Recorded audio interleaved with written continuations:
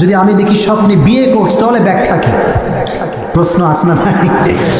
দেখেন ব্যাখ্যা এসেছে, কেউ যদি দেখে স্বপ্নে আমি বিয়ে করছি, প্রিয় ভাইরা রাগ করবেন না, বোঝাবার স্বার্থে বলছি, অজানা প্রশ্নকে জানাবার ট্রাই করছি আর কি। স্বপ্নে বিয়ে করতে দেখলে ব্যাখ্যায় এসেছে, খুব সুন্দর ব্যাখ্যা এসেছে, হতে পারে সেই ব্যক্তি খুব দ্রুতই ধনী হয়ে যাবে।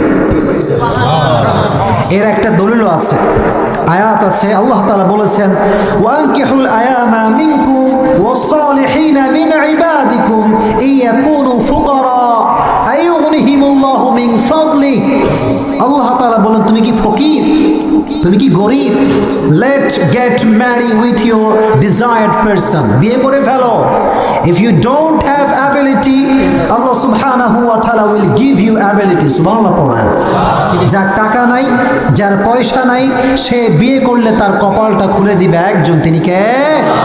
এজন্য আল্লাহ তুমি আমাদের স্বপ্নকে সব সময় ভালো স্বপ্ন হিসেবেই কবুল করে নিও। কারণ আমি যেই মৃত্যুর সঙ্গে ঘুমটা সাদৃশ্য রাখে, এই মৃত্যুর জন্য তুমি আমাদের সবাইকে পূর্ব প্রস্তুতি গ্রহণ করার তৌফিক দান করে দিও। প্রণামে।